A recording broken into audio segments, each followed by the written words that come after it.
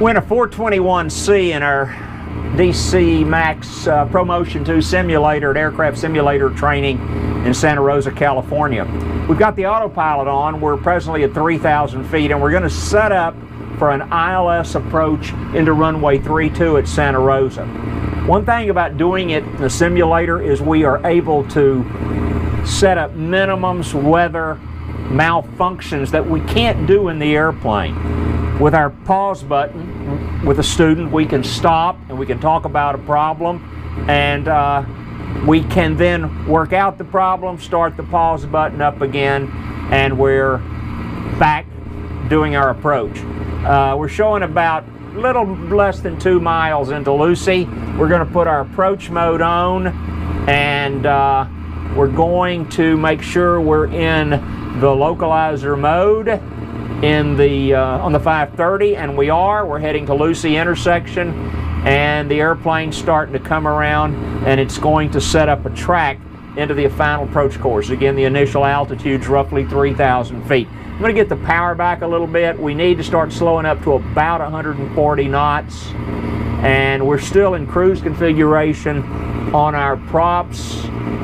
And one thing about any of the large twin Cessnas, we've got to monitor our power for to make sure our airspeed stays in the correct parameters. And about 140 knots on the initial approach is where we need to be.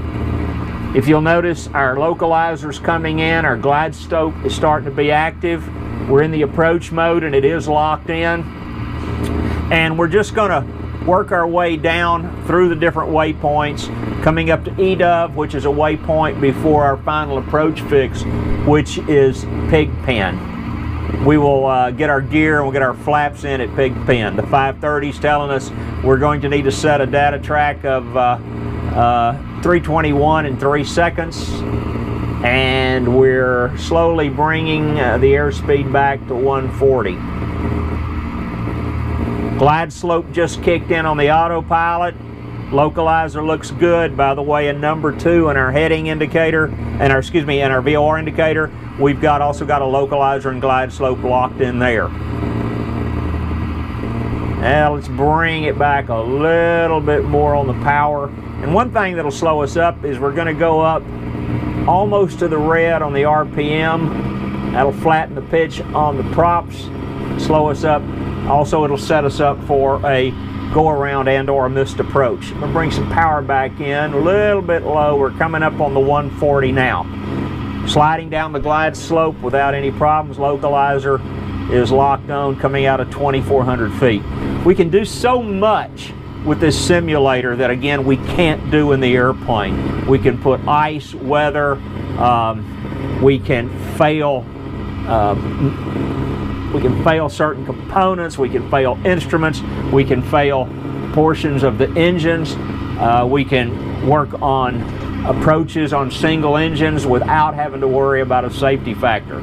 Again, it's my understanding the weather today at Santa Rosa is down at minimums, so we will again work on down. We're coming out at 2,000 feet. Our radar altimeter is set roughly just shy of 400 feet. There's Pigpen. There's our outer marker. Let's get our gear and let's start our flaps into transition. The twin Cessnas have a lot of flaps. I'm going to stop it at 30 degrees. And maximum flaps on this airplane is 45, and that's a lot of drag. When you do that, let's make sure we've got our power up. We're starting to get a little too slow, so I'm going to bring up the power fairly rapidly. I want to stay around 120. Gives us about 10 over blue line, and we want to monitor that during the transition. We are about 4 miles from runway 32. I normally take over the airplane around 500 feet and get ready to disconnect once I get the lead-in lights or I get the runway lights or runway environment. Coming out of 1.4, coming up to 1,000 feet on our radar altimeter, showing 120 knots. Everything's looking good. Double check, and the gear is down. We have 3 greens. I always tell my students, if you have 3 lights, you're going to do 3 checks. I like to do a last-minute check just prior to touchdown when the airplane's under control and the runway environment's made. Just a real quick glance. Coming out of 1,000 feet, on the radar altimeter, and we're showing 2.5 miles from the airport. Doing about 122, and that's fine. Got a little weather in here today. We're rocking and rolling. This is ProMotion Sim, actually gives us a lot of movement. We can put a lot of weather into this system, and it'll really keep you on your toes. Coming out of 1,700 feet, everything looks good. Our gas is on both tanks, gears down, we got mixtures full rich, and props are where they need to be for the go around. I'm going to get ready to pick up the lights. Coming up to DH, I've got my hand on the, my thumb on the disconnect switch, looking for the rabbit. We're coming up, sliding down. There it is. Let's ride it out. Airspeed looks good. Autopilot disconnect. We're easing her on down. Props pull forward. Looking good. Final check, 3 green. Got a little turbulence.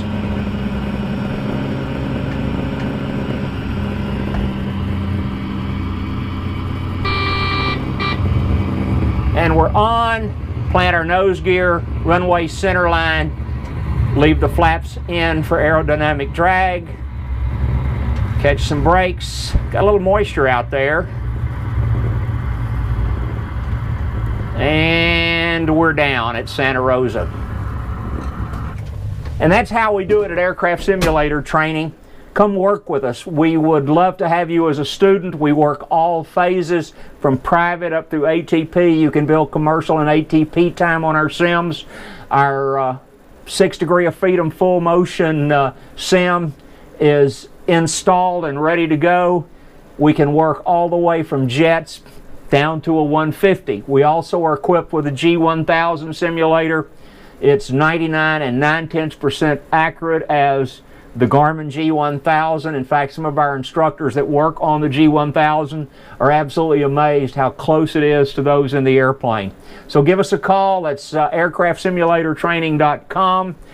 Contact us. We'll set you up with one of our instructors and give you quality instruction in the wine country.